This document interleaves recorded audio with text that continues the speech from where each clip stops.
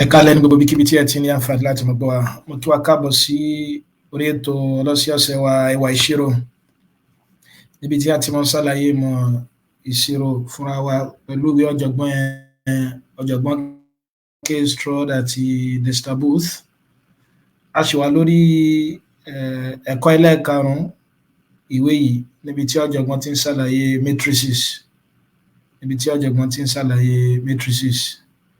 Ẹ rí i pé fún àwa tí a máa ń bá wa ká lọ, bí ọ̀sẹ̀ bíi méjì sẹ́yìn nígbà tá a kọ́ àwọn oríṣiríṣi matrices tá a ní, a ṣàlàyé tí a ń pè ní square matrix. A ní square matrix ní àwọn matrix tó bá jẹ́ pé kí ni o, tó bá jẹ́ pé iye row wọn àti kólọ́mù wọn bá jọ dọ́gba. Ní pé tó bá yẹ pé ọ̀dà rẹ̀ bá jẹ́ kí ni o, 2x2, 3x3, 4x4 àti bẹ́ẹ̀ bẹ́ẹ̀ lọ. Aláwọn eléyìí la máa pè ní kí ni o, aláwọn eléyìí la máa pè ní square matrix. A ṣàlàyé pé square matrix yìí ó ṣàǹfààní púpọ̀. Nínú àwọn àǹfààní tí square matrix yìí ṣe, òun náà ni pé kí ni o, a lè mọ fa nọ́mbà kan gbòógì yọ nínú rẹ̀ tí a ń pè ní determinant. Nínú àwọn àǹfààní rẹ̀, òun náà ni pé a lè mọ wá inverse. Nínú àwọn àǹfààní rẹ̀, òun náà ni pé àwọn inverse àti determinant yìí náà a tún lè mọ lò láti fi ṣe system of linear equation wa, bóyá fẹ́ ṣe simultaneous equation. Ẹ rí i pé a ṣàlàyé lọ́sẹ̀ tó lọ pa lè lò wọ́n láti ṣe kí ni o, láti ṣe system of linear equation pẹ̀lú pé a mọ̀ lo inverse wa. Ọ̀nà ni kíkà pín bá ní gẹ́gẹ́ bí àpèjúwe x plus y is equal to 3, x minus y is equal to 1. Ọ̀nà ni pé tẹ́ bá ṣàkíyèsí matrix equation yìí, pé system linear equation ni o, kódà a ní coefficient a ní variable wa ní x àti y. Ṣé pé mo sọ pé a lè tún eléyìí kọ gẹ́gẹ́ bí kí ni o, 1 1 1 minus 1 xy. Pé tí n bá padà multiply matrix yìí pẹ̀lú kí ni o, pẹ̀lú vector yìí, kí ni mo ní? Mo ní kí ni yìí padà, so tí yé bá ń, so 3 1, so yóò àtòrí tí bá ní 1 times x yóò jẹ́ x, 1 times y yóò jẹ́ y is equal to 3, so tí yé. Bákan náà wẹ̀ 1 times x minus 1 times y minus y is equal to what? Is equal to 1. Ẹ rí bó fún wa ní matrix yẹn padà. Àti wá mọ̀ pé lè jẹ́ matrix, so tí yé bá wọn. So ká gbé bá pé lè yìí gẹ́gẹ́ bí x, tẹ́lẹ̀ yìí dẹ́ṣì jẹ́ kí ni o, tẹ́lẹ̀ yìí jẹ́ b. Tí n bá ń bùkátà láti fẹ́ mọ vector, ẹ mọ́ gbàgbé pé vector ni pé ó lè jẹ́ row matrix, ó dẹ́ṣì lè ṣe kí ni o, ó lè jẹ́ column matrix, ó lè jẹ́ row matrix, ó dẹ́ṣì lè jẹ́ column matrix. Òun náà ni pé mo lè wá inverse matrix yìí bá lápá tún àbí lápá sìn. Wá fún apá kejì náà, torí tí bá ṣe fún Táyé mo gbọ́dọ̀ ṣe kí ni o, mo gbọ́dọ̀ ṣe fún Kẹ́hìndé. Ẹ pé tí bá ṣe bẹ́ẹ̀ mo ti mọ̀ pé inverse matrix kan àti matrix yẹn a ní ọmọ fún a ní identity matrix pẹ̀lú vector yóò mọ̀ fún mi ní vector ń padà, yóò jẹ́ kí ni o, a inverse b, so tí ṣe kí ni o, xy. Òun náà ni pé tí n bá wá product a inverse a àti b yìí tán, yóò mọ̀ fún mi ní column matrix. Column alákọ̀ọ́kọ́ yẹn àbí yóò mọ̀ fún mi ní column matrix. Ẹ̀dírò alákọ̀ọ́kọ́ nínú matrix yẹn, ẹgbẹ́ ní ìsinmi eléyìí mo ní kí ni o, 2x1 ni o, column matrix ni o. Tàbá yẹ pé column kan lá ní, so ti row kan, row alákọ̀ọ́kọ́ bẹ̀rẹ̀ ní ọmọ dọ́gba pẹ̀lú x, tí row ẹlẹ́kejì ọmọ dọ́gba pẹ̀lú y. A ṣàlàyé àwọn àǹfààní tó ní náà, bẹ́ẹ̀ bí Gaussian elimination method. Bí báyìí ni a ti dúró, a mọ̀ tẹ̀síwájú lẹ́ni níbi tọ́jọ̀gbọ́n fẹ́ mọ̀ ṣàlàyé eigenvalue. Ìpè nínú àwọn àǹfààní oríṣiríṣi àti ìwúlò matrix lóríṣiríṣi, bóyá nímọ̀ ẹ̀rọ ni o, tí a mọ̀ sí technological, láti fẹ́ fi ṣe kí ni o, àwọn ìṣòro eléyìí tó bá ìmọ̀ ẹ̀rọ wí, bóyá a ní àwọn technological problems, so bóyá bí àwọn oscillation ni àbí vibration ni o, bóyá ní physics ni, a mọ̀ bá rọ àwọn equation báyìí pàdé o. ax lambda x tó jẹ́ pé lambda yìí tó jẹ́ pé scalar ni o. Ẹ má gbàgbé pé scalar àti sọ̀túnmọ̀ scalar lè jẹ́ number tí x yóò dẹ̀ ṣe mọ́ sí kí ni o, tí x yóò mọ́ dọ́gba pẹ̀lú tá máa pè ní vector. Ẹ má gbàgbé pé tá ń pè ní vector ni pé ó lè jẹ́ row matrix, ó dẹ̀ sì lè jẹ́ column matrix. Row matrix ni matrix kan tó jẹ́ pé row kan ló ní. Column matrix ni matrix kan tó jẹ́ pé column kan lé ní. Tá bá ní n by 1 matrix a máa ní row matrix. Tá bá ní tá bá ní n by 1 matrix so ti yé bá a máa ní column matrix. Tá bá dẹ̀ ní kíni o 1 by n matrix a máa ní row matrix. Mo bóyá bá wọn. So tá bá ní irú question báyìí tó yọ nínú àwọn ìṣòro ìmọ̀gìlẹ̀ wọn, a ti mọ̀ pé x mi tó bá jẹ́ 0 ní bí báyìí, x mi ó mọ̀ jẹ́ 0 fún gbogbo tí lambda ó bá rí kó jẹ́. Pé ìyẹn ni a máa ń pè ní trivial solution. So yóò bó ṣe jẹ́ bẹ́ẹ̀. Pé nígbà tí mo ní ax equal to lambda x, mo lè gbé àwọn eléyìí wọlé o. Màá ní as minus lambda x equal to 0. Àbí ẹ rí pé x common. Tí n bá gbé jáde màá ní kíni o, x is equal to 0. Ajá sí pé x mi ó mọ̀ jẹ́ kíni o 0 over a minus lambda which is equal to 0. Eléyìí la máa ń pè ní kíni o, trivial solution. Torí kò ní jẹ́ pé gbogbo ìgbà ní x wọ́n mọ̀ jẹ́ 0. Ṣùgbọ́n non-trivial solution náà ni pé kíni o. So fún non-trivial solution a lè mọ̀ àwọn value mìíràn tí x lè jẹ́. A lè mọ̀ àwọn value mìíràn tí x lè jẹ́. So ìyẹn náà ni pé kíni o, fún non-trivial, eléyìí ni fún trivial solution. Màá máa ṣàlàyé nísàlẹ̀. Trivial solution, a dẹ̀ ní non-trivial solution. Non-trivial solution ni pé tó wáyé pé kíni o, tí x mi bá sòdo. Wá rí lambda yìí o, lambda tá a fi ń ṣiṣẹ́ yẹn o, òun la máa pè ní kíni o, eigenvalue. Kí ni mo pè lambda yẹn? Pé mo sọ pé kíni? Mo sọ pé scalar ni o. Tá pè ní scalar, a máa ń pè ní number. Scalar ni o. Ó lè jẹ́ eigenvalue. A tún lè pè ní kíni o, characteristics value. Characteristics value. Kódà nínú àwọn ìwé mìíràn wọ́n á máa pè ní kíni o, latent truth fún matrix yẹn. Latent truth fún matrix yẹn. Ṣùgbọ́n corresponding solution equation pé equation ta ní ilé yìí, mo ní equation tó ṣàjọṣe tó wà láàrin kíni o, eigenvalue àti eigenvector mi òun lélẹ́yìí. So ti corresponding solution tá a bá ní látara equation tó sọ àjọṣe wọn yìí o. So ti àbí ká wò pé value tó bá satisfy eigenvalue tá a bá ní, torí mo ti mọ̀ pé eigenvalue mo ní lambda mi. So ti ṣe pa ti sọ pé lambda wa òun ní eigenvalue. Tá bá sọ eigenvalue wa sí ń gbọ́ pé a jẹ́ matrix, pa máa mọ àwọn tí x jẹ́. In tí x jẹ́ ń bẹ̀ là ń pè ní kíni o, eigenvector. Mo fi sọ pé eigenvector lòun. Eigenvector bákan náà wà lè pè ní kíni o, characteristics vector. Mo bóyá bá wọn. So àlàyé ìtumọ̀ tí mo ń ṣe lélẹ́yìí o. Ká pé bá ní ax equal to lambda x bí mo ṣe ní lẹ́ẹ̀kan. Ṣé pé mo lè gbélé ìwọlé as minus lambda x equal to 0. Ọ̀yà ẹ rí pé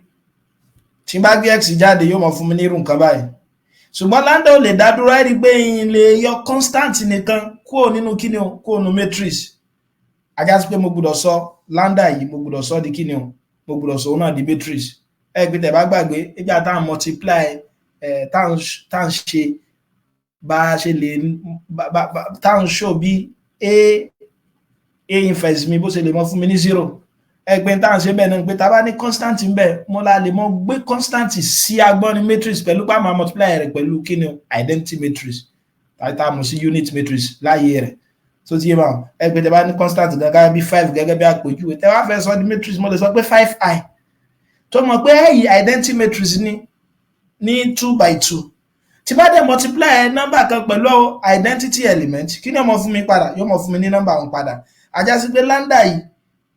kó tó lè mọ yọ kó nínú A tí ń ṣe matrix mo gbọ́dọ̀ sọ náà di matrix torí n lè yọ in tí ẹ ṣe matrix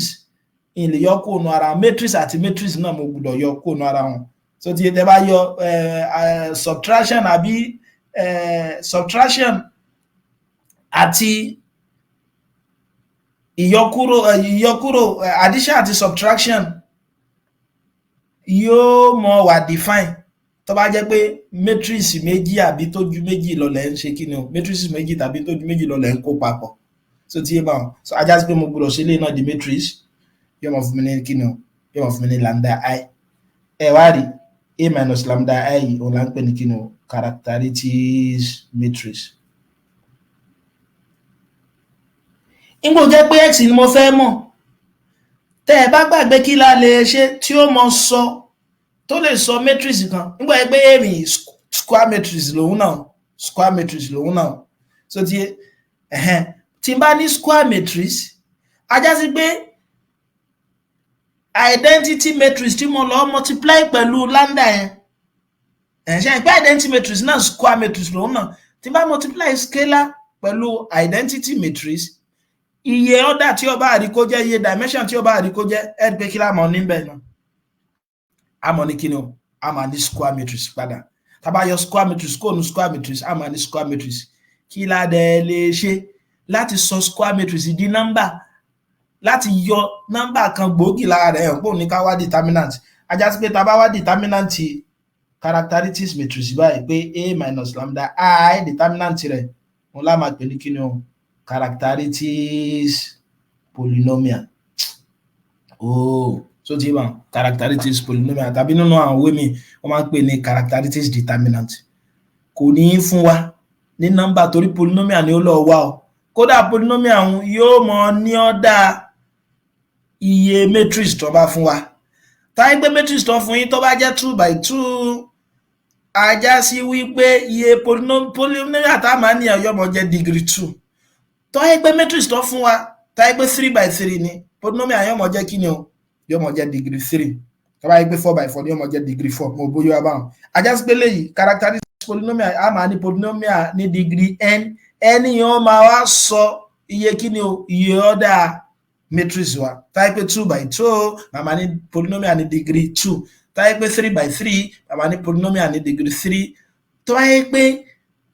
n by n màmá ní polynomial ní degree n mo dẹ̀ ti mọ̀ pé nínú fundamental theorem of algebra náà ni pé tí bá ní kíni o tí bá ní equation degree n yóò mọ̀ ní n root gbogbo àánú root yẹn gan múnà mo lè ní complex number ń bẹ̀ mo bí agbọ́lá iye yìí báwọn so ajá sí pé láti lè yọ nọ́mbà kan gbà tí mo ti mọ̀ pé nọ́mbà ni mo fẹ́ wá torí òun ni ó sọ àti kí lè mọ tí x jẹ́ báyìí so ti ìgbà tí mo wá fi lè sọ determinant yóò mọ̀ fún mi ní polynomial láti lè sọ polynomial ọ̀hún kẹ́hìn fi lè ní nọ́mbà ń bẹ̀ ajá sí pé máa sọ dòdò so tí bá a minus lambda I yóò máa jẹ́ kí ni tó bá jẹ́ 0 eléyìí o la máa pè ní characteristics equation ẹ wá rí characteristics equation yìí nínú rẹ̀ a lè fa nǹkan kan yọ ẹ di pé tẹ́ bá ṣe kí ni tẹ́ bá ní polynomial yín tẹ́ wá equate ẹ̀ sódò a máa ní tá à ń pè ní root o tàbá ní equation degree 2 tí a mọ̀ sí quadratic equation root mélòó la máa ní root méjì àyà pé tàbá equate ẹ̀ sí 0 in tí ó mọ jáde ń bẹ̀ òun ní root so ti yé bá mo dẹ̀ sọ fún wa wípé iye order matrix yẹn ni ó mọ sọ iye root tá a mọ̀ ní àyà pé tó yẹ pé 2 by 2 ni matrix tó bá fún wa kí ni root tí máa ní bẹ̀ bá máa ní root méjì tó yẹ pé 3 by 3 máa ní root mẹ́ta tó bá yẹ pé n by n máa ní root n ẹ wá rí eléyìí alámàpè ní kíni o characteristics equation ìta bá ní bẹ̀ fálù lambda ta níbẹ̀ yìí wọ́n la ń pè ní characteristics root tá tún pè ní kíni o eigenvalues ṣe ń pé ó lè jù kan lọ tó bá jẹ́ pé matrix 2 by 2 la ní a ní ọmọ jẹ́ mélòó yọmọ jẹ́ méjì láti ara eigenvalue yìí o nígbò jẹ́ pé mo mọ̀ pé constant ni ó mọ fún mi lambda mi mo lè wá yọ eigenvector ni òun náà ni value lambda to satisfy characteristics equation to satisfy characteristics equation ọ̀pọ̀ ọ̀rọ̀ kágbọ̀n ẹ jẹ́ wá fún alápẹẹrẹ kan ká fi ṣe o ẹ rí pé nínú àpẹẹrẹ tọ́jọ̀gbọ́n náà mú wa àpẹẹrẹ alákọ̀ọ́kọ́ níbẹ̀ ọ̀jọ̀gbọ́n wọ́n ní tá a bá ní kíni o matrix A is equal to 4 minus 1 2 1 tẹ́ bá ṣàkíyèsí 2 by 2 ní matrix yìí o ọ̀jọ̀gbọ́n ní find the eigenvalues ẹ má gbàgbé pé mo sọ pé eigenvalues scalar ni o òun náà ni pé nọ́mbà ni mo bóyá wá báwọn àdẹ̀lẹ̀ mọ́ eigenvalue láì jẹ́ pàṣẹ kí ni o ayọ̀ characteristics matrix wa ẹ má gbàgbé pé nínú equation tó sọ àjọṣe tó wà láàrin kí ni o tó wà láàrin characteristics matrix tó wà láàrin eigenvalue àti eigenvector sẹ́yìn pé tó sọ wọ́n papọ̀ lélẹ̀ ẹ pé látàrí lè láti yọ kí ni o a minus lambda I so tí x is equal to 0 so tí bá ní tí eléyìí tí mo get ń bí báyìí so a minus lambda I is equal to 0 ṣùgbọ́n gbọ́ ẹ pé characteristics matrix nìkan wọ́n fẹ́ eigenvalues wọ́n fẹ́ ká mọ̀ sí characteristics root so wọ́n náà ní pé lè nìkan mo bùkátà tó yẹ pé characteristics matrix mi máa kọ́ wa characteristics matrix torí yẹn lè mọ̀ eigenvalues mi àyàfi kí n wá characteristics matrix tí ń ṣe a minus lambda I tí bá mọ̀ characteristics matrix mi máa wá kí ni o characteristics polynomial òun náà ni pé mo wá determinant matrix tí bá yọ ń bẹ̀ hàn so tí eléyìí ni characteristics matrix adẹ̀ ní kí ni o characteristics polynomial a tún lè pè ní characteristics determinant láti bẹ̀ á wá yọ kí ni o a máa yọ characteristics equation so characteristics equation mo ní value tó bá satisfy equation òun là ń pè ní characteristics root tó tún ṣe déédé pẹ̀lú eigenvalue ọ̀yà ẹja gbìyànjú rẹ̀ ẹgbẹ́ ní a is equal to 4 minus 1 2 1 ọ̀yà characteristics matrix mi ní a minus lambda I a mi 4 minus 1 2 1 minus lambda kí ni I mi o ẹ rí pé 2 by 2 ní matrix tó ń fún ajá sí pé unit matrix mi by time sí identity matrix náà máa jẹ́ kí ni 1 0 0 1 ṣàgbálà yìí yẹn yé báyìí so yóò máa jẹ́ kí ni 4 minus 1 2 1 ọ̀yà ẹ̀dẹ̀ mọ́ gbàgbé tá a bá fẹ́ multiply scalar pẹ̀lú matrix àmọ́ fún ọlọ́yọ̀ kọ̀ọ̀kan yóò jẹ́ lambda 0 0 lambda ọ̀yà ẹ̀já yọ ń kù náà ajá sí pé lè mọ́ jẹ́ 4 minus lambda minus 1 2 1 minus lambda ilé là ń pè ní characteristics matrix ẹ̀yà tó bá wà nù dánwò fún pé kẹ́ wá characteristics matrix ilé là ń pè ní kí ni o characteristics matrix láti bí báyìí mo lè wá characteristics polynomial ṣe pé characteristics polynomial mi òun náà ní kí ni a minus lambda I determinant rẹ̀ yóò máa fún mi ní kí ni 4 minus lambda minus 1 2 1 minus lambda determinant rẹ̀ báyìí so tí bá òun là ń pè ní characteristics polynomial ẹ̀jẹ̀ nǹkan torí wọ́n lè ní ìbéèrè lè sọ pé káwọ́ òun gan lásán characteristics polynomial tàbí ká pè ní characteristics determinant láti bẹ̀ mo lè wá characteristics equation characteristics equation náà ni pé kí ni o characteristics determinant mi kọ́ mọ ọjọ́ òdo òun náà dẹ̀ ni kí ni 4 minus lambda minus 1 2 1 minus lambda is equal to 0 ẹgbẹ́ nísìnyí a lè wá ilé yẹn mọ́ gbàgbé bó láti mọ́ find the determinant 2 by 2 element tó wà ní product element tó wà ní first diagonal 4 minus lambda 1 minus lambda minus product tó wà ní second diagonal minus 2 is equal to 0 I just get my 4 minus lambda 1 minus lambda plus 2 is equal to 0 so tí bá ọba wà wọlé sí ilé ilẹ̀ 4 minus lambda plus lambda square plus 2 is equal to 0 àbí yóò jẹ́ lambda square minus 5 lambda plus 6 is equal to 0 ẹ̀rí bó ti da simultaneous equation tẹ́ bá gbàgbé tí mo sọ lẹ́ẹ̀kan tá a bá ní 2 by 2 matrix ajá sí pé characteristics determinant mi ìmọ̀ ní kí ni o ìmọ̀ ní determinant 2 by 2 tó bá dẹ̀ ti jẹ́ determinant 2 by 2 characteristics polynomial mi yóò mọ̀ fún mi ní kí ni o polynomial degree 2 la ní bí báyìí tó jẹ́ pé yóò mọ̀ ṣe kí ni o yóò mọ̀ fún wa ní eigenvalue méjì so tí wà ajá sí pé kẹwàá tiẹ̀ tí ìdára ilá tẹ́ bá ti ní matrix yẹn ti mọ̀ iye eigenvalue tá ní ẹ̀dẹ̀ mọ́ gbàgbé bá a ṣe mọ́ ṣe léyìí ẹ̀ pé a mi bí báyìí 1 ni o b mi jẹ́ -5 c jẹ́ 6 so tí ac mi jẹ́ 6 àbí kí ni máa multiply pẹ̀lú ara rẹ̀ nọ́mbà méjì wo ní mo multiply rẹ̀ pẹ̀lú ara inú àwọn family 6 ẹ má wá gbé family 6 àwọn factor 6 ẹ mọ̀ pé òfin kan bẹ igbe nínú àwọn factor number kan aláwọn number méjì méjì méjì tẹ́ pé tẹ́lá multiply pẹ̀lú ara wọn yóò mọ̀ fún yín number yẹn ẹ pé factor 6 àwọn ni 1 2 3 6 1 àti 6 yìí ìbejì kan ni wọ́n 2 àti 3 yìí ìbejì kan ni wọ́n òfin á ní pé èwo bóyá ẹ fún kan ní minus àbí ẹ fún ní plus ní lọ́yẹ́ pé tẹ́ bá multiply rẹ̀ pẹ̀lú ara rẹ̀ yóò mọ̀ fún yín ní 6 1 times 6 fún wa 6 ní total ṣùgbọ́n tá bá ro 1 àti 6 papọ̀ so lè fún wa ní minus 5 kò lè fún wa so tí bá so 1 times 6 fún wa ní 6 èwo la máa fi ní minus 5 a máa ní minus 5 táyé pé tí bá ní kíni o tí bá ní minus 2 minus 3 so tí bá minus 2 ẹgbẹ́ minus 2 minus 3 bẹ́ẹ̀ ni yóò mọ̀ fún mi ní product yóò mọ̀ fún mi ní 6 tí bá tún rò papọ̀ yóò mọ̀ fún mi ní minus 5 wọ́n ni máa gbé sáà ní máa lambda square minus 2 lambda minus 3 lambda plus c is equal to 0 tó bá sì mi lẹ́yìn ẹ lè mọ́ bùkátà láti dáhìn láàmú tẹ̀ ìfá fẹ́ ṣe lé ọkọ̀ kan báyìí tó dé lambda yóò jẹ́ lambda minus 2 minus 3 lambda minus 2 is equal to 0 ẹ rí pé lambda minus 2 common lambda minus 3 is equal to 0 ajá sí pé lambda mi ọmọ jẹ́ 2 tàbí lambda mi ọmọ jẹ́ 3 7 ẹ kó fi ìṣirò kan sọ tí nọ́mbà méjì bá jẹ́ òdo ajá sí pé kan náà nọ́mbà wọn ní ọmọ jòdò kò túmọ̀ sí kó ṣiṣẹ́ fún matrix o kò ṣiṣẹ́ fún matrix o torí tí ẹ bá multiply matrix méjì tẹ́wàá rí pé jòdò kò túmọ̀ sí pé kan náà matrix yẹn jẹ́ 0 matrix ẹ rí pé mo ṣàlàyé ẹ̀ lọ́sẹ̀ tó lọ ẹ wá di lambda is equal to 2 lambda is equal to 3 wọn láà máa pè ní kíni o wọn láà máa pè ní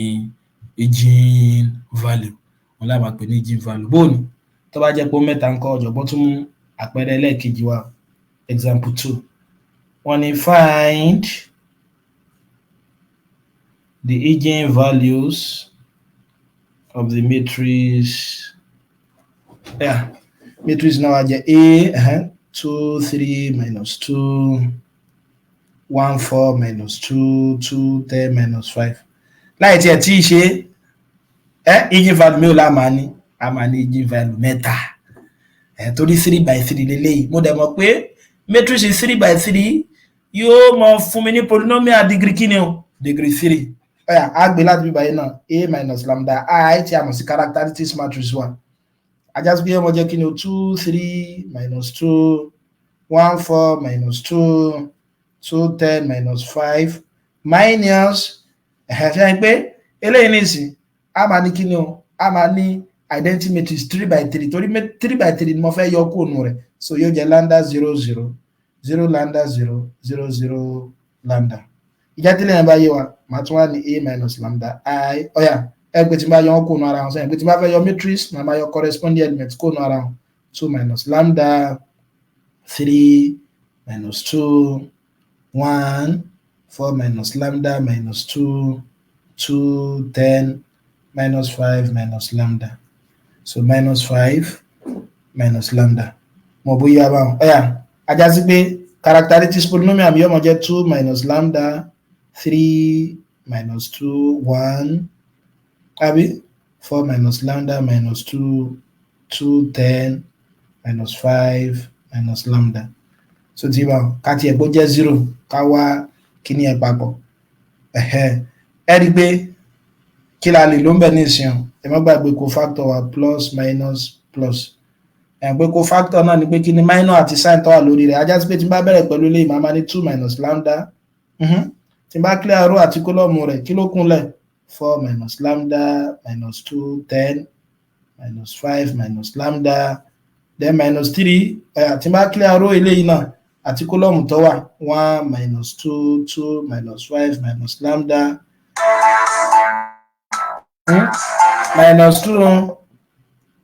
minus 2 so wọ́n máa jẹ́ kí ni o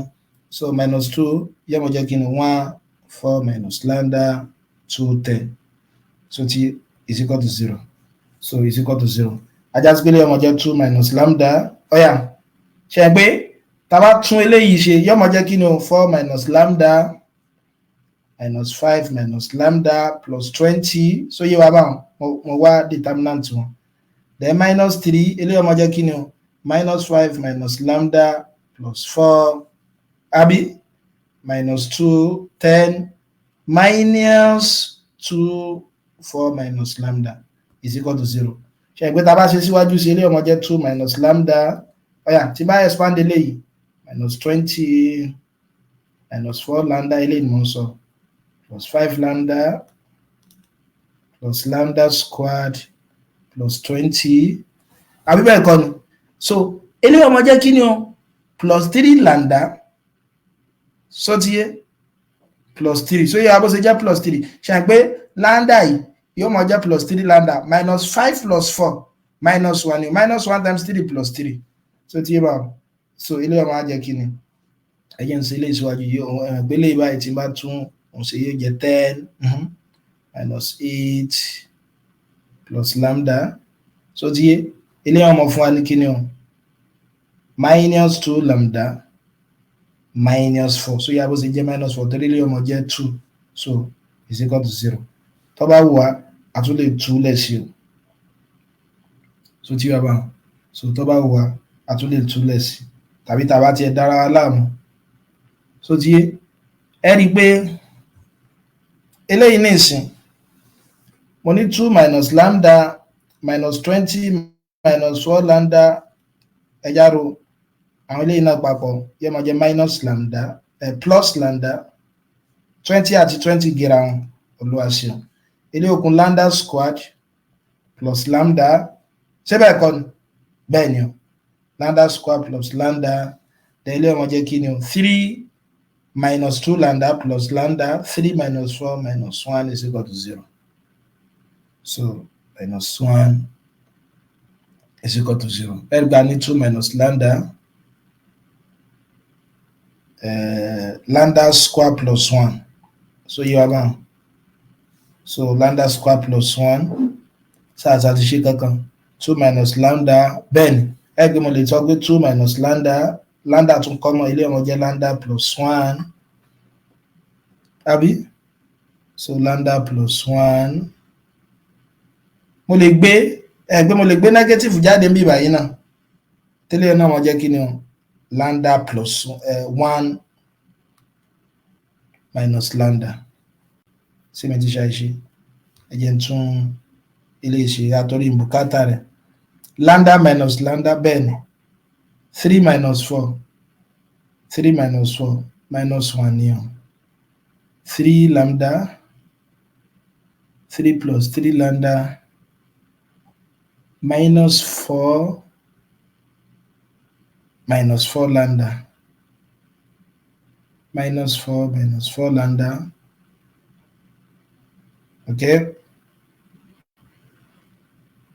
3 okay ẹjẹ́ nǹkan báyìí kó lè yà 3 plus 1 tó bá wù yín tá bá fẹ́ dá yín láàmú ẹ lè tú eléyìí lẹ́ o tẹ́ mọ̀ collect like times lẹ́ ọkọ̀ọ̀kan nǹkan kan náà ni wọ́n ṣe kí ni nǹkan kan náà ni yóò mọ̀ fún wa nǹkan kan náà ni àná mọ̀ fún wa so bẹ́ẹ̀ bó mo sì ní 2 mi báyìí ṣe àgbélé ní ìsìn ó jẹ́ minus 8 mo ti ṣàṣìṣe plus 2 lambda lọ́ẹ̀kọ́ jẹ́ ajá sí pé 4 lambda ni ẹ má bínú eléyìí náà mọ̀ jẹ́ kí ni yóò mọ̀ jẹ́ 4 ẹ̀sọ́ tí bá túlẹ̀ ní ìsìn 3 lambda plus 3 ajá sí pé eléyìí mọ̀ jẹ́ 3 lambda minus 4 yóò mọ̀ jẹ́ minus àbí minus 1 tí bá padà gbé minus jáde ní ìsìn yóò mọ̀ jẹ́ lambda plus 1 is equal to 0 bẹ́ẹ̀ ni ẹgbẹ́ tí bá ṣe síwájú sí lambda plus 1 common ní ibi méjèèjì eléyìí ọmọ jẹ́ kí ni 2 minus lambda àbí 2 minus lambda minus 1 is equal to 0 bẹ́ẹ̀ ni so ẹgbẹ́ tí bá ṣe síwájú sí yóò mọ̀ jẹ́ lambda plus 1 2 lambda minus lambda square minus 1 is equal to 0 ṣe àpò ti di quadratic equation tẹ́ bá tú eléyìí lẹ̀ sí ṣe àpò eléyìí ní ìsìn ó lè jẹ́ lambda plus 1 síbẹ̀ kọ́ ni bẹ́ẹ̀ ni then eléyìí náà mọ̀ dọ́gba pẹ̀lú kí ni 1 minus lambda squared so yẹ 1 minus lambda squared ẹgbẹ́ tẹ́ bá expand there yẹ mọ̀ jẹ́ 1 minus 2 lambda minus lambda squared so minus lambda squared tàbí ìdí mọ̀ ń gbé ẹ̀jú láti ṣe mí báyìí ni ṣe pé tá bá gbé minus jáde ní bí báyìí ká gbé mo gbé minus yẹn jáde eléyìí ọmọ kò kí ni o lambda square minus 2 lambda plus 1 is equal to 0 bẹ́ẹ̀ ẹni pé perfect square eléyìí lambda minus 1 squared is equal to 0 ajá sí pé màmá ní kí ni o minus lambda plus 1 lambda minus 1 lambda minus 1 is equal to 0 so tí ajá sí pé lambda mi ní ìsìn lambda mi lè jẹ́ minus 1 ó dẹ̀ sì lè jẹ́ 1 so tí ó dẹ̀ sì tún lè jẹ́ 1 ó lè jẹ́ 1 lẹ́ẹ̀mejì ẹ má gbàgbé gbẹ́ pé 3/3 ni mo gbọ́dọ̀ ní equation mẹ́ta so eléyìí là ń pè ní kíni o eléyìí là ń pè ní bá ṣe lè mọ wá eigenvalue mo bóyá báwọn mo rọ̀ á láti ṣe àpẹẹrẹ ẹlẹ́ẹ̀kẹta tó wà níbi ìwé yẹn àpẹẹrẹ ẹlẹ́ẹ̀kẹta tó wà níbi ìwé yẹn òun ni ẹja tún gbìyànjú ẹ ẹ̀rí bí a ní matrix báyìí 1 minus 1 0 1 2 1 minus 2 1 minus 1 ẹ má dáa yín láàmú sẹ́yìn pé characteristics matrix ń bí báyìí kí ni ọmọ jẹ́ 1 minus 1 0 1 2 1 minus 2 1 1 àbí lambda 0 0 0 lambda 0 0 0 lambda mo bẹ gbọ́ àlàyé yẹn yékéyéké wà so ajá sí pé ọmọ jẹ́ 1 minus lambda minus 1 0 mo ń subtract corresponding element kó nu ara wọn ni o ilé ọmọ jẹ́ 1 2 minus lambda 1 àbí minus 2 1 1 minus lambda ṣe pé characteristics polynomial means in tá tún pè ní characteristics determinant kò wọ́n mọ̀ dà báyìí 1 minus lambda minus 1 0 1 2 minus lambda 1 minus 2 1 minus lambda mo lè lo aláwọ̀kọ́ yìí náà plus minus plus cofactor plus minus plus àbí ẹgbẹ́ tá bá mú ta aláwọ̀kọ́ 1 minus lambda kí ni kó minor rẹ̀ 2 minus lambda 1 1 1 minus lambda then minus 1 ṣe pé yóò sọ eléyìí di plus kí ni minor eléyìí 1 1 minus 2 1 minus lambda ajá sí pé ọmọ jẹ́ 1 minus lambda àbí ẹgbẹ́ tẹ́ bá wá determinant so yẹn tí fi ṣe ẹlẹ́ẹ̀kẹta lọ plus 0 ni ó jẹ́ o ṣe ń pé kódà kọ́ yẹ pé 1 billion ní minor tí bá mú bíbá yìí ìgbà tí má ti multiply pẹ̀lú òdo yóò jòdò padà so ajá sí pé ọmọ jẹ́ kí ni o 2 minus lambda 1 minus lambda minus 1 plus 1 àbí 1 minus lambda plus 2 so yóò wá sí jẹ́ plus 2 minus minus so pẹ̀lú kí ni o pẹ̀lú minus minus ẹ̀rí pé tọ́ba ẹgbẹ́ fẹ́ lo tẹ̀ẹ̀kan tí mo ṣe tẹ́ bá fẹ́ lo tẹ̀ẹ̀kan tí mo ṣe yẹn mbọ̀ o wọ́n ṣàṣe níbi èyí o minus 1 ni minus 1 délé yẹn mọ́ bínú minus 1 minus 1 minus 1 so ti minus 1 minus 1 bẹ́ẹ̀ ni so ti yé bá 1 minus 1 minus 1 so ilé ọmọ jẹ́ minus 1 minus lambda so ti yé so ilé ọdẹ sì jẹ́ negative báwọn so ilé ọdẹ jẹ́ negative báyìí so tó bá wù yẹn ẹ lè ṣe síwájú sí mo lè sílẹ̀ tẹ̀ bá fẹ́ lọ́gbọ́n aláwọ̀kọ́ yẹn ilé ọmọ jẹ́ 1 minus lambda àbí ṣàpèlé ọmọ jẹ́ kí ni o minus 2 lambda plus lambda square minus 1 àbí eléyìí náà ọmọ jẹ́ kí ni o minus 1 yẹ́ ọmọ jẹ́ kí ni minus lambda plus 1 so ti minus lambda plus 1 ẹgbẹ́ tí n bá túlẹ̀ díẹ̀ sí ilé ọjẹ́ 1 minus lambda àbí ṣe pé eléyìí ní ìsìn yóò jẹ́ lambda squared minus lambda minus 3 so ti yé minus lambda minus 3 then mo lè tún lè náà kọ as 1 minus lambda ọ̀yà tí bá wá characteristics equations tí bá sọ ilé ìdòdó ń gbẹ́ pé 1 minus lambda common so ti yé báwọn ilé ọmọ kù kí ni o ok mo ní rárá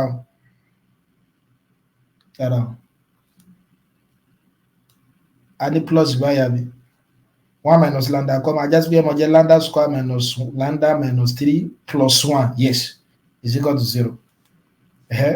1 minus lambda square minus lambda minus 2 is equal to 0 ẹgbẹ́ tẹ́ bá ṣe léyìí síwájú sí ní ìsìn tẹ́ bá ṣe eléyìí síwájú sí mo ní lambda square minus lambda pé kí ni màá máa multiply pẹ̀lú ara rẹ̀ tí yóò mọ̀ fún mi ní -2 tó pé tí n bá rò wọn papọ̀ yóò mọ̀ fún mi ní kí ni o yóò mọ̀ fún mi ní -1 ẹ ronú sí o pé tẹ́ bá ṣàkíyèsí rẹ̀ -2 lambda -2 plus 1 ni bẹ́ẹ̀ ni torí -2 plus 1 yóò mọ̀ fún mi ní -1 -2 times -2 times 1 yóò mọ̀ fún mi ní -2 is equal to 0 so díẹ̀ ilé ó jẹ́ 1 minus lambda tẹ́ bá group wọn lambda squared we get pé lambda -2 plus lambda -2 is equal to 0 in tí mo ń ṣe simultaneous equation náà mo ń ṣe quadratic equation ni mo ń ṣe mi ṣe nǹkan kan bẹ́ẹ̀ ilé ó jẹ́ lambda -2 lambda plus 1 is equal to 0 ajá sí pé lambda mi ó lè jẹ́ -1 or 1 àbí or 2 ẹ rí pé mẹ́ta náà ni so ẹ rí pé mẹ́ta náà ni ìjà tẹ́lẹ̀ ẹ̀ bá yé wa ẹ já bọ́ sí eigenvector ẹ já bọ́ sí eigenvector ọ̀jọ̀gbọ́n fẹ́ mọ̀ ṣàlàyé eigenvector ọ̀yà ẹwà gbẹ̀rẹ̀ kágbọ́n ní ká wá eigenvector ní àbùkátà láti dára láàmú ìgbésẹ̀ tá ń gbé nígbà yẹn òun náà láàmú lò ẹ̀wọ̀ eléyìí ní eigenvalue ta ní àwọn constant ta ní ẹ̀hún gbogbo àwọn eléyìí báyìí ẹ pé mo sọ fún wa pé ó ní kí ni o corresponding eigenvector so tí bá mo sọ fún wa pé vector a lè jẹ́ row matrix ó dẹ̀ sì lè jẹ́ column matrix gẹ́gẹ́ bí àpèjúwe nísìn ṣe ń pé ká gbé matrix mi ẹ má gbàgbé ṣe ń pé ta ní eléyìí lambda x àbí ká pé a mi ní ìsìn wá jẹ́ 4 1 3 2 mo bá gbọ́ àlàyé yẹn yé ṣe ń pé characteristics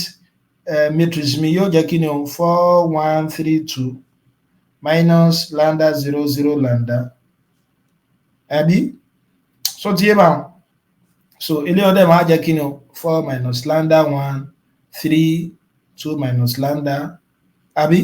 sẹ́yìn pé tí bá wá determinant rẹ̀ 4 minus lambda 1 3 2 minus lambda is equal to 0 ṣe pé tá máa níbi báyìí ni pé 4 minus lambda 2 minus lambda minus 3 is equal to 0 mo bá gbọ́ àlàyé yìí báyìí so yóò jẹ́ 8 minus 4 lambda minus 2 lambda plus lambda squared minus 3 is equal to 0 so yóò jẹ́ lambda squared minus 6 lambda plus 5 is equal to 0 kí ni màá multiply pẹ̀lú ara rẹ̀ tí ó mọ̀ fún mi ní kí ni o tí ó mọ̀ fún mi ní 5 tẹ́gbẹ́ tí bá rò papọ̀ yóò mọ̀ fún mi ní -6 ká ronú sí o 5 àti 1 ni -5 àti -1 ajá sí pé màá ní lambda -5 lambda -1 is equal to 0 so tí ajá sí pé lambda mi jẹ́ kí ni o 5 tàbí 1 ibi awilade yìí ẹni pé equation tó so wọ́n papọ̀ ni mo ní eigenvalue ilé ọ̀kọ̀ọ̀kan yóò mọ̀ bí eigenvector gẹ́gẹ́ bí àpèjúwe nísìn ṣe gbá ní ax lambda x àbí ṣe pé mo lè mú wọlé báyìí tí ó mọ̀ jẹ́ a minus lambda x gẹ́gẹ́ mo sì ṣàlàyé lẹ́ẹ̀kan is equal to 0 ajá sí pé nígbà tí lambda mi tó bá jẹ́ 5 ní ìsìn ṣe pé yóò mọ̀ jẹ́ ẹ wo matrix ta ní lẹ́ẹ̀kan yìí tàbí kẹ́tì ẹ̀ gbé matrix yìí wá ẹ pé nígbà táwa characteristics matrix yìí a ní 4 minus lambda àbí 1 3 2 minus lambda mo bá gbálà yíyan yíké bá máa ní x nígbà mo ti mọ̀ pé x mi in tí ó mọ̀ jẹ́ lélẹ̀ row matrix so tí yé so is equal to ọ̀yà 0 0 so yẹ yín in tí mo gbìyànjú láti ṣe so yẹ yín in tí mo gbìyànjú láti ṣe bẹ́ẹ̀ ṣe pé nísìn mo gbé lọ síbi characteristics matrix nígbà yẹ pé a ní corresponding eigenvalue yóò mọ bí eigenvector nígbà yẹ pé méjìlá ní mo ní 2 by 2 ajá sí pé eigenvector tí mo lè mọ níbẹ̀ náà méjì lòun náà so tí bá so méjì lòun náà ẹ má bínú column matrix ni column matrix lélẹ̀ so column matrix ni matrix yẹn ẹ má bá gbé row matrix náà ni matrix tó yẹ pé ó ní row kan bẹ̀tí row méjì lélẹ́yìí ní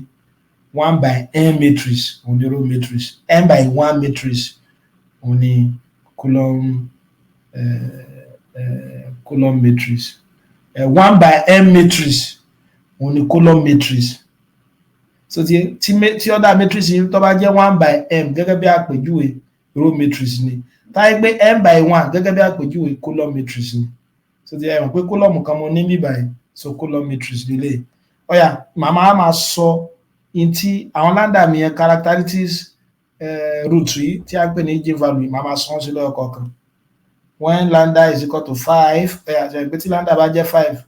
á padà síbi equation yìí o, 4 minus 5 minus 1 1, 3 2 minus 5 minus 3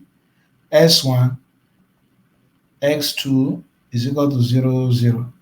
Ẹgbẹ́ tá bá túlẹ̀ sí, tá bá fi eléyìí multiply ara wọn, yóò jẹ́ minus x plus x2 is equal to 0, àbí ká gbé minus s1 plus s2 is equal to 0, 3x1 minus 3x2 is equal to 0. So 3x1 minus 3x2 is equal to 0. So ẹ rí pé tẹ́ bá ṣàkíyèsí àwọn méjèèjì yìí dáadáa nísìn, ṣé eléyìí ṣá lè sọ pé wọ́n wà linear dependent ni àbí independent? Ẹ̀rọ àgbà a máa ní linearly dependent, àwọn àgbẹ̀ factor méjì wà linearly dependent tó bá jẹ́ pé ìkan a lè kọ́ gẹ́gẹ́ bí kí ni scalar factor ẹlẹ́ẹ̀kejì. Nítòótọ́ mo lè tún eléyìí kọ gẹ́gẹ́ bí 3s1 minus x2 bẹ́ẹ̀ kò jọ eléyìí. So tí inú òfin kan náà ní pé kí ni o, àwọn equation tẹ́ bá níyẹn, so tí eléyìí kò ní mọ̀ ṣe kí ni o, yóò mọ̀ wà linearly independent of each other. Ẹgbẹ̀bẹ̀ tí bá ṣe léyìí síwájú nísìn, bẹ́ẹ̀ nísìn ẹ máa wo mi ní tẹ́tí gbáláyé tí wọ́n fẹ́ sọ léléyìí o. So tí bá ṣe eléyìí síwájú, ṣẹ̀gbá lè sọ pé times 3 times 1. Ilé ọmọ jẹ́ minus 3x1 plus 3x2 is equal to 0. Àbí 3x1 minus 3x2 is equal to 0. Kágbélé jẹ́ equation 3, equation 4. Ẹ̀ sí máa add ní àbí máa subtract, máa add. Ṣẹ̀gbé tí bá add ẹ̀ báyìí nísìn, ilé àtìlé yìí wọ́n gẹ̀ra wọn. Àbí yóò jẹ́ 3s square minus 3s square. Kí lẹ ṣàkíyèsí? Ẹgbẹ́ òun náà sì kí ni o? Ọ̀nà fún mi ní 0. So tí ilé náà fún mi ní 0. Kí náà àwọn ìgbé mo lè ní kí ni infinitely many solution. Àgbé non-trivial solution. Láti bí báyìí mo lè sọ pé 3x1 àbí kí mú equation 1 mi nísìn. Equation 1 mi àgbé mo ní minus x1 is equal to what? Minus x2.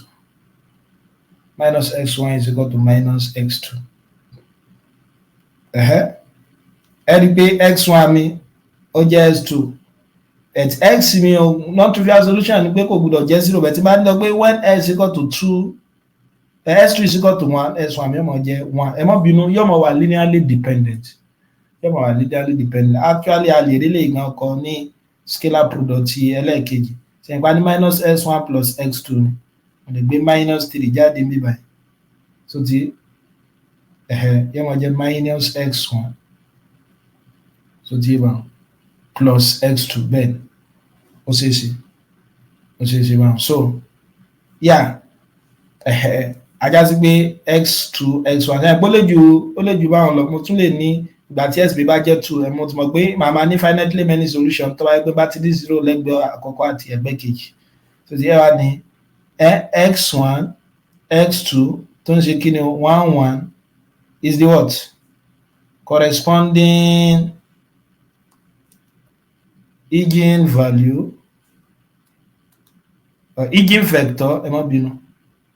eigenvectors for lambda is equal to 5. So pé ìgbà tí lambda jẹ́ 5 lélẹ̀, ẹ já ṣe when lambda is equal to kí ni lambda kejì target 1. Ìgbà tí lambda bá jẹ́ 1 àbí ẹ pé kí láà máa níbí báyìí 4 minus 1 3 3 1 àbí 3 2 minus 1 1. Mo bí agbára yẹn yé kéèké bá. So x1 x2 bí báyìí náà mo gbé lọ, ẹ rí pé tá ṣe bí báyìí náà ni pé lambda yìí 5 la fi ṣe tẹ́lẹ̀, bẹ̀tà sọ di 1 tí ń ṣe eigenvalue ẹlẹ́ẹ̀kejì báyìí so ajá sí pé lè ọmọ jẹ́ kí ni is equal to 0 0 ẹ̀yà tẹ́ bá mú simultaneous equation bẹ́ẹ̀ náà yóò jẹ́ 3x1 plus x2 is equal to 0 3x1 plus x2 is equal to 0 ẹgbẹ́ ọ̀nà wà linearly dependent mo lè ní infinitely many solution so ajá sí pé from equation 1 ẹgbẹ́ tẹ́ bá subtract ẹ lè jẹ́ 0 0 àbí non-trivial solution so wọ́n fún báyà láti equation 1 báyìí 3x1 plus x2 is equal to 0 mo bá gbọ́ yé bá mo lè sọ pé kí ni o 3x1 mi kọ́ mọ jẹ́ minus x2 x1 mi mọ jẹ́ kí ni o minus x2 over 3 àbí ajá sí pé when x2 is equal to 1 x1 mi mọ jẹ́ 1 over 3 so ti yọ bá so òun náà ni pé x1 mi x2 minus 1 over 3 1 òun ni kí ni o eigenvector fún kí ni o fún gbà tí lambda bá jẹ́ 1 dákùnsẹ́ gbálá yẹ yé báyìí so òun ní eigenvector nígbà tí lambda bá jẹ́ 1 rí pé kò ní rárá bẹ́ẹ̀ ṣe mọ̀ sí ni ẹ jẹ́ fún wa ní àpẹẹrẹ oní 3 by 3 ẹ wá gba tálà ẹgbọ́n tí ọ̀jọ̀gbọ́n fẹ́ sọ ẹgbọ́n tí ọ̀jọ̀gbọ́n fẹ́ sọ mí báyìí ẹgbọ́n tí ọ̀jọ̀gbọ́n fẹ́ sọ ẹ má gbàgbé ẹ lè lo nǹkan yòówù tó bá wù yín rẹ̀ pa ti ní infinitely many solution nígbà tí mò ń lo 1 mo lè mọ lo 3 ṣùgbọ́n kó lè mọ ọ̀rọ̀ yín lọ́rùn ẹ kàn lè mọ lo kí là ń pè ẹ mọ lo 1 so that iṣẹ́ yóò fi mọ yá ẹ wo àpẹẹrẹ lẹ́ẹ̀kejì nísìn wọ́n ní determine the eigenvalues and eigenvectors for the equation as is equal to lambda s tó yẹ pé mi square matrix missing 2 0 1 minus 1 4 minus 1 minus 1 2 0 ọ̀yà ẹ pé kí ni ọ̀dà matrix yìí 3 by 3 ni o 3 by 3 ni o mo dẹ̀ ti mọ̀ pé ń gbà tó yẹ pé ọ̀dà rẹ jẹ́ 3 by 3 ajá sí pé characteristics polynomial mi màá máa ní polynomial degree kí ni o màá máa ní polynomial degree 3 tí bá dẹ̀ ní polynomial degree 3 màá máa ní root mẹ́ta ajá sí pé eigenvalue mélòó màá máa ní eigenvalue mẹ́ta eigenvalue mẹ́ta yóò máa fún mi ní eigenvector mélòó eigenvector náà mo lè mọ yọ corresponding eigenvector àwọn sẹ́ẹ̀tì eigenvectors yẹn náà àwọn náà mọ jẹ́ mẹ́ta ẹja bẹ̀rẹ̀ sí ṣe a minus lambda I ṣàǹpọ̀ ní characteristics matrix wa 2 0 1 minus 1 4 minus 1 minus 1 2 0 minus lambda 0 0 0 lambda 0 0 0 lambda ṣe ti gbọ́ so ajá sí pélé ọmọ jẹ́ kí ni o 2 minus lambda 0 1 minus 1 4 minus lambda minus 1 minus 1 2 minus lambda so ti yé báwo ọ̀yà tí máa wá characteristics polynomial 2 minus lambda 0 1 minus 1 4 minus lambda minus 1 minus 1 2 minus lambda is equal to 0 mo bí agbọ́ àlàyé èyí tí ó wà ń bẹ̀rẹ̀ yìí mo bá gbọ́ àlàyé tó wà ń bẹ̀rẹ̀ yìí ọ̀yà tàbá wá determinant yẹ pàpà ní plus minus plus ìbùkátà láti mẹ́lẹ̀ kejì tó mọ̀ pé kódà kọ́ pé 1 billion ní wọ́n minor rẹ̀ tí bá multiply pẹ̀lú 0 yóò jòdò ilé ọmọ jẹ́ kí ní 2 minus lambda 4 minus lambda minus 1 2 minus lambda then plus 1 ẹ bá parọ́ àti kólọ́mù yóò jẹ́ minus 1 4 minus lambda minus 1 2 is equal to 0 ilé ọmọ jẹ́ 2 minus lambda minus 4 lambda plus lambda square plus 2 so yẹ bó ṣe jẹ́ plus 2 and with this times this lọ fún mi nílẹ̀ then plus minus 2 let's say minus 2 àbí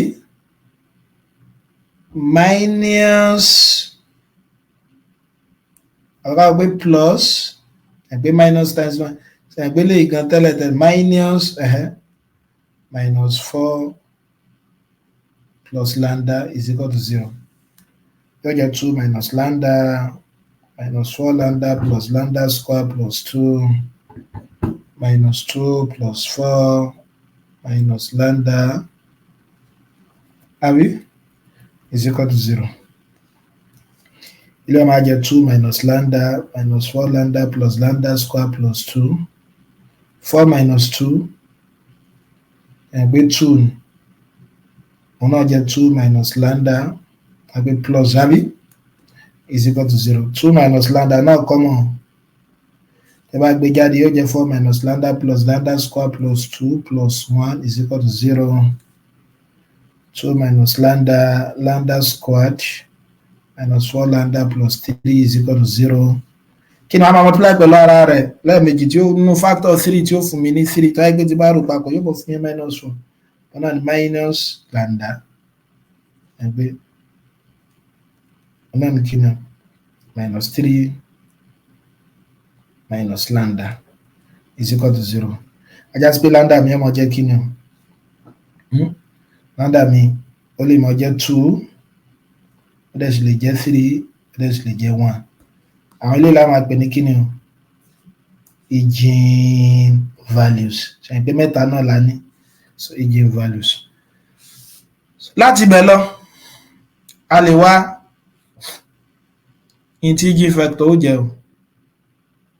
láti bẹ̀ lọ a lè wá in tí eigenvector ó jẹ́ o ẹ̀ gbé characteristics matrix mi ni ẹjẹ́ ń gbé characteristics matrix mi wá.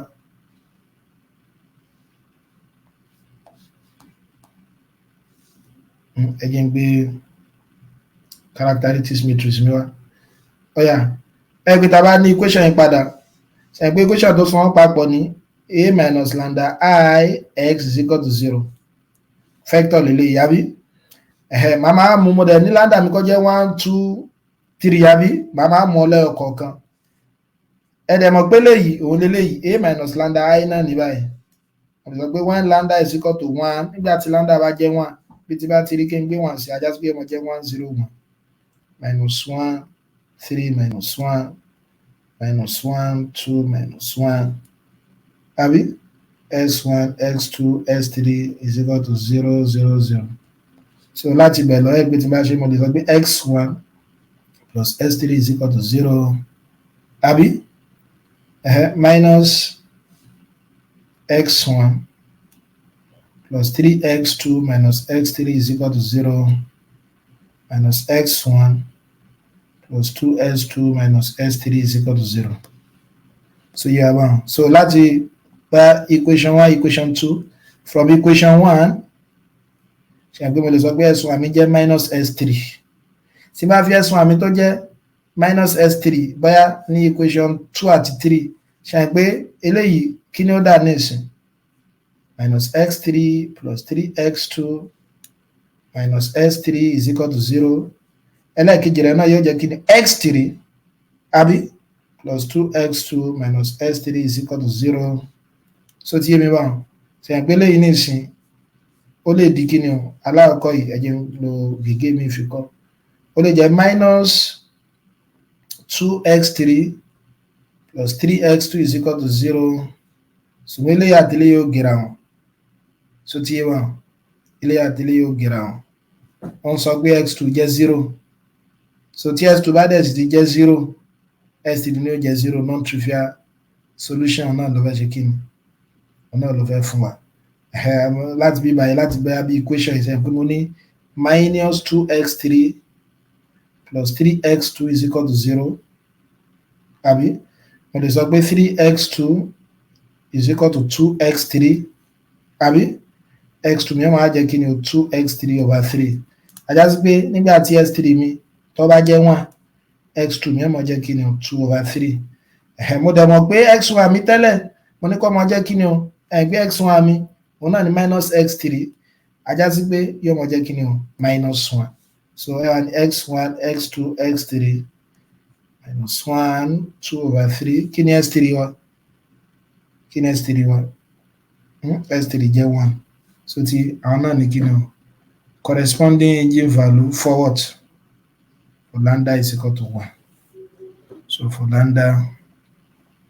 is equal to 1 ọ̀yà ẹja ṣe ìgbà tí lambda jẹ́ ṣé mi ò ti ṣàṣìṣe bí báyìí ṣá.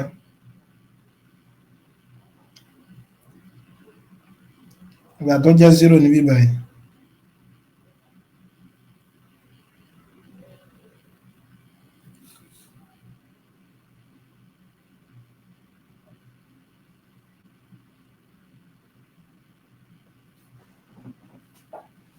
Oh, S2 ló jẹ́ 0. Mo ti ṣe mistake. S2 tí S2 bá jẹ́ 0 torí léyìí ṣe àgbà wọn yàtọ̀. S2 ló jẹ́ 0 nígbà tó yẹ pé kò kó eléyìí sínú ẹ má bínú. X2 bí báyìí jẹ́ 0.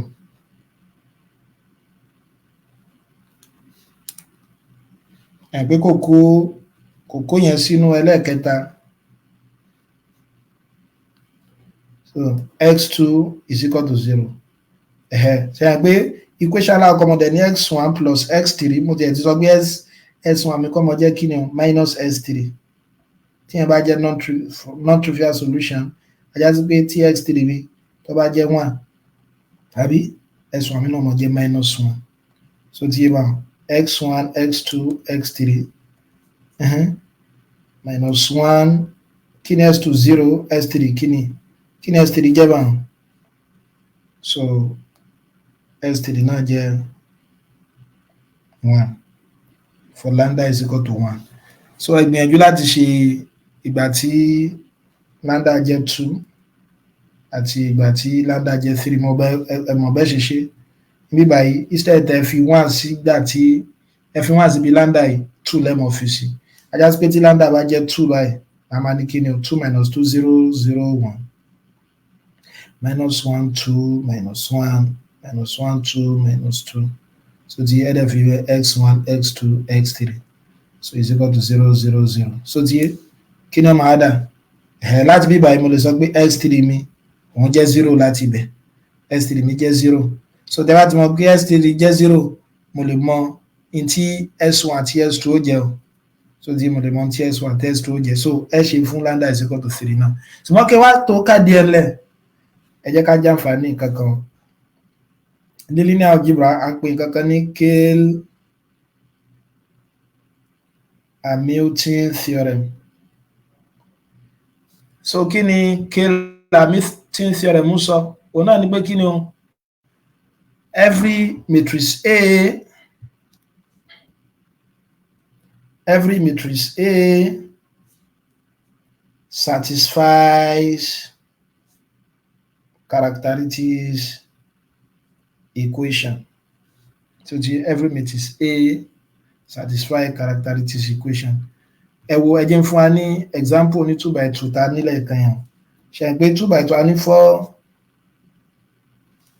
1 3 2. Mo rò bóyá mi báwọn a ní 4 1 3 2. Ẹ pé tí n bá wá characteristics polynomial mi characteristics equation mi òun lélẹ̀ yàrá. So ẹ rí pé yóò máa jẹ́ kí ni o 4 1 3 2 minus lambda 0 0 lambda is equal to 0. Mo bá àgbọ́yé báyẹn. So eléyìí máa jẹ́ kí ni o 4 minus lambda 1 3 2 minus lambda is equal to 0. So eléyìí máa jẹ́ 4 minus lambda 2 minus lambda minus 3 is equal to 0. Eléyìí ti ń ṣe 8 minus 4 lambda minus 2 lambda plus lambda square minus 3 is equal to 0. So lambda squared minus 6 lambda plus 5 is equal to 0. In tí Cayley Hamilton theorem sọ náà ni pé kí ni o every matrix A satisfy characteristics equation. Wọ́n náà ni pé eigenvalue mi yìí tí máa gbé matrix A síbẹ̀ padà. So tí bá tí máa ní nǹkan bá A square minus 6A plus 5 yóò mọ̀ fún mi ní kí ni o yóò mọ̀ fún mi ní 0. Ẹja dánwò ẹ gbé kí ni A mi a ní 4 1 3 2 àbí 4 1 3 2 squared minus 6 4 1 3 2 then plus 5 so pé yóò mọ̀ jẹ́ 5i báyẹn 1 0 0 1 ẹja ò bá yóò fún wa ní 0 0. Ẹ rí pé tí n bá kọ́ multiply lẹ́yìn 4 1 3 2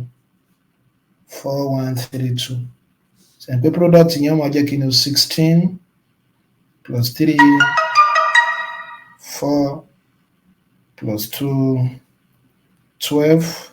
plus 6 3 plus 4 ṣe pé òun ni product yẹn yóò jẹ́ 19 6 18 7